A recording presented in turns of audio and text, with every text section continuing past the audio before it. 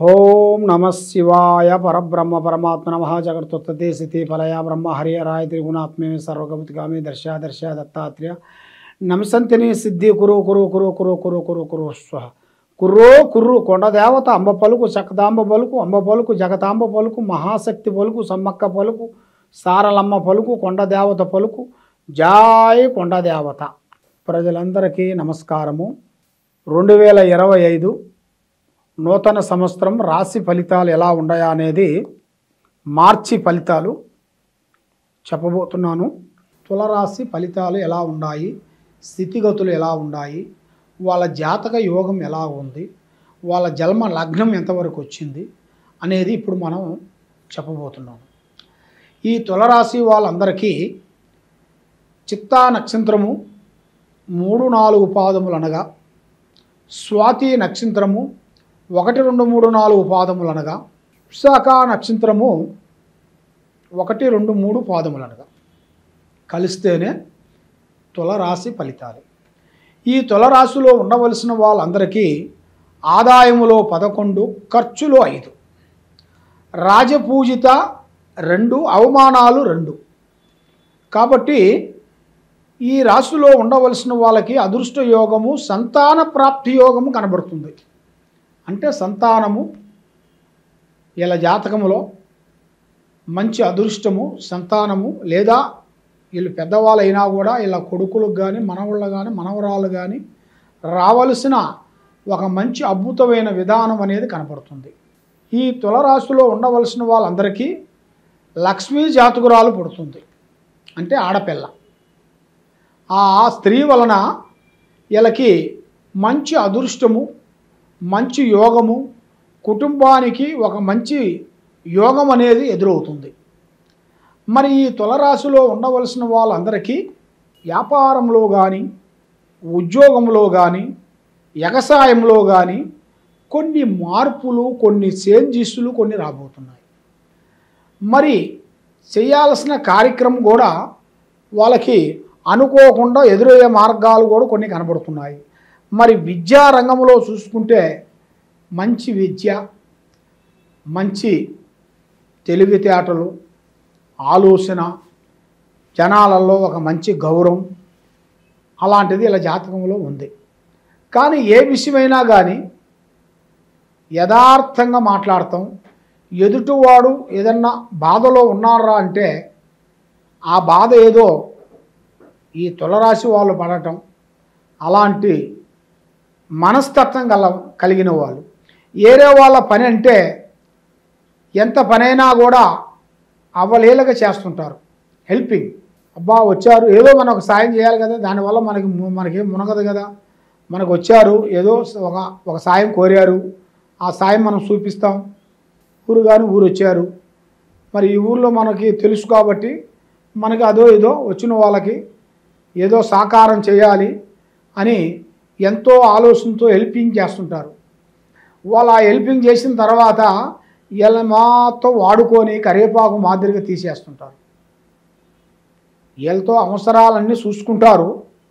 అవసరం మాత్రం అయిపోయిన తర్వాత కరివేపాకు మాదిరిగా తీసి పక్కన పెట్టేస్తుంటారు.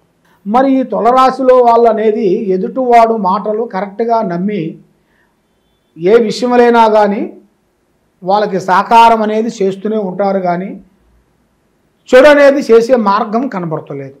మరి ఈ రాశిలో ఉండవలసిన వాళ్ళకి గతములో 7-8 సంవత్సరాల గతములో 7 నాటి శని వల్ల వీళ్ళు చాలా అధోగతి పాలైపోయి మనశ్శాంతి లేక, ఆరోగ్యాలు బాగోక, మనశ్శాంతి లేక, కుటుంబంలో ఆర్థిక ఇబ్బందుల వల్ల, అన్నదమ్ముల వల్ల, అక్క చెల్లెళ్ళ వల్ల, కుటుంబం వల్ల, కుటుంబంలో బిడ్డల వల్ల, కొంచెం అకస్మాత్తుగా కొన్ని గండాల వల్ల అలాంటి సమస్యలతో సతమతమైపోయి ఇప్పుడు ఇలా జాతకములో మంచి శుభ గడియలు కొన్ని రాబోతున్నాయి. కొన్ని అద్భుతమైన విజయాలని పొందబోతున్నారు. పబ్లిక్లో ఇంకా మంచి గౌరవాన్ని పొందబోతున్నారు. మరి వీళ్ళు ఎంత పోగొట్టుకున్నారో అంతకు 10 సంపాదించుకునే ఆ అదృష్ట గడియలు రాబోతున్నాయి. ఎందువల్ల అంటే ఇలా యోగం కూడా అలాంటి యోగమే. కాబట్టి ఈ దశ అనేది సామాన్యమైనది కాదు. వీళ్ళది తులరాశి వాళ్ళకి మంచి అదృష్టము, భూమిలో బంగారం దొరికే అదృష్ట యోగము, దాంతోపాటు ఒక స్త్రీ నుంచి కూడా అదృష్ట యోగం కూడా వీళ్ళకి కలిసి వచ్చే మార్గం కూడా చాలా వరకు కనపడుతుంది. అంటే ఒక స్త్రీ నుంచి మంచి అదృష్టము, యోగము, ఫలితము ఇలా జాతకంలో కనపడుతున్నాయి. మరి ముఖ్యంగా వీళ్ళు చేయాల్సిన దైవ పారాధన శ్రీ వెంకటేశ్వర స్వామిని పూజించాలి. మరి దాంతోపాటు శ్రీ కాలభైరవ పూజించాలి. మరి ఆ కాలభైరవుని పొద్దున లేచి తలస్నానం చేసి కాలభైరవ గుడికి వెళ్ళేసి కాలభైరవుకి అభిషేకం చేయాలి. నూనె అభిషేకం, లేదు పాల అభిషేకం, పసుపు అభిషేకం, కుంకుమ అభిషేకం చేసిన దాని వలన ఆ కాలభైరవుడు వలన మంచి తెలివితేటలు, మంచి ఆరోగ్యము, మంచి మంచి పనులు, మంచి మంచి కార్యక్రమాలు తప్పకుండా అభివృద్ధిగా వచ్చే మార్గాలు కూడా ఇలా జాతక యోగంలో కూడా చాలా వరకు కనబడుతున్నాయి. మరి ఎన్నో రోజుల నుంచి రావలసిన కొన్ని పనులు ఇప్పుడు అకస్మాత్తుగా అనుకోకుండా ఎదురయ్యే మార్గము ఇలా జాతకంలో రాబోతుంది. మరి కుటుంబంలో అనేది ఒకళ్ళ మాట ఒకరికి అనుకూలం లేకోకుండా ఉండటం, మానసికంగా కొన్ని ఇబ్బందులు కొన్ని పడటం, అలాంటి కొన్ని శకాకులు కొన్ని పడటం, ఇలాంటి ఇలా జాతక యోగంలో కూడా చాలా వరకు కనబడుతున్నాయి. మరి ఇలా జాతక విధానంలో చూసుకుంటే ఇప్పుడు మంచి టయాలు ఎదురవుతున్నాయి. కాబట్టి కొంచెం ఆరోగ్యపరంగా కొన్ని జాగ్రత్తలు కొన్ని తీసుకోవాలి. ఆరోగ్యపరంగా కొన్ని జాగ్రత్తలు తీసుకున్నట్టుకైతే మంచి యోగము, మంచి మంచి ఫలితము ఇలా జాతకంలో 100% అనేది వస్తుంది. కాబట్టి ఎవరిని వీళ్ళు నమ్మకూడదు.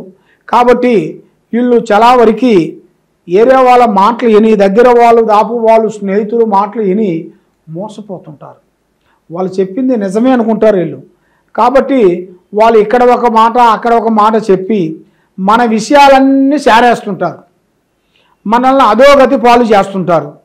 దానివల్ల చాలా చాలా చాలా వరకు ఇబ్బందులు అయ్యే మార్గాలు కొన్ని కనబడుతున్నాయి. కాబట్టి అన్నిటికన్నా దైవ బలం చాలా గొప్పది నాన్న. మరి ఆ దైవ బలం ఉండాలంటే నేను చెప్పిన శ్రీ వెంకటేశ్వర స్వామిని, తర్వాత ఆ కాలభైరవుణ్ణి మీరు పూజించినట్టుకైతే మీలో ఉండాల్సిన అష్టదరిద్ర దోష నివారణ పోతుంది, ఆరోగ్యాలు బాగుంటాయి, మనస్సు శాంతిగా ఉంటుంది, లక్ష్మి నిలబడుతుంది. మరి ఈ మార్చి నెలలో 9వ తారీఖు నుంచి వీళ్ళకి దిశ తిరిగే మార్గాలు దగ్గరికి వస్తున్నాయి. 9 నుంచి మంచి మంచి పనులు, కొత్త కొత్త వాళ్ళు పరిచయం కావటం, కొన్ని కంపెనీలు ద్వారాగా కొన్ని బిజినెస్లు కానీ, కొన్ని వ్యాపారస్తులు కానీ, గవర్నమెంట్ డిపార్ట్మెంట్లో ఉండవలసిన వాళ్ళకి కానీ ఎన్నో రోజుల నుంచి రావాల్సిన ప్రమోషన్ మార్పులు కూడా ఇప్పుడు వాళ్ళకి చేంజెస్ కాబోతున్నాయి. అది వేగంగా అతి దగ్గరలోనే వాళ్ళ యోగంలో మంచిగా విజయవంతమయ్యే మార్గమే కనబడుతుంది. మరి ఇప్పుడు టయాలు కూడా అంత అనుకూలంగా లేని దాని వలన వీళ్ళు ఏ పని చేసినా చేతికాడికి రావటం, నోటికి అందుకోకుండా పోవటం, ఇలాంటి కొన్ని సమస్యలతో సతమతం అయిపోతుంటారు. ఇలాంటి సతమతం కావాల్సిన పనులేం లేదు. దైవ బలం చాలా గొప్పది. కాబట్టి మీరు చేయాల్సింది రియల్ ఎస్టేట్లో కానీ షేర్ మార్కెట్లో కానీ ఇప్పుడు మీరు పెట్టుబడి పెట్టండి. మీకు మంచి శుభాలు కలుగుతాయి, మంచి లాభాలు కలుగుతాయి, మంచి మంచి కార్యక్రమాలు అవుతాయి. మంచిగా ఏ కార్యక్రమం అనుకున్నా ఆ కార్యక్రమం మీకు 100% జయప్రదంగా ఉండే మార్గము మీ జాతకంలో కనబడుతుంది. కాబట్టి మీరు ఎక్కడెక్కడో పోయి జ్యోతిష్యం చెప్పించుకొని నిరాశ చెంది ఉన్నారు. కాబట్టి తప్పకుండా ఈ కింద ఉండాల్సిన నెంబర్కి సంప్రదించినట్టుకైతే మీ పేరుని బట్టి, మీ సమయాన్ని బట్టి, మీ యోగాన్ని బట్టి, మీ నక్షత్రాన్ని బట్టి, మీ ఇంట్లో ఏముంది, మీ ఒంట్లో ఏముంది, మీరు చేసే ఆఫీసులో ఏముంది, మీరు చేసే వ్యవసాయంలో ఏముంది, మీరు చేసే దుకాణంలో ఏముంది అని మాత్రం చక్రం వేసి గణితం వేసి చూసి చెప్పగలుగుతాం. ఏ సందేహం ఉన్నా ఈ కింద ఉండాల్సిన నెంబర్కి సంప్రదించండి. సర్వో జనా సుఖినో భవంతు. ఓం నమః శివాయ నమః.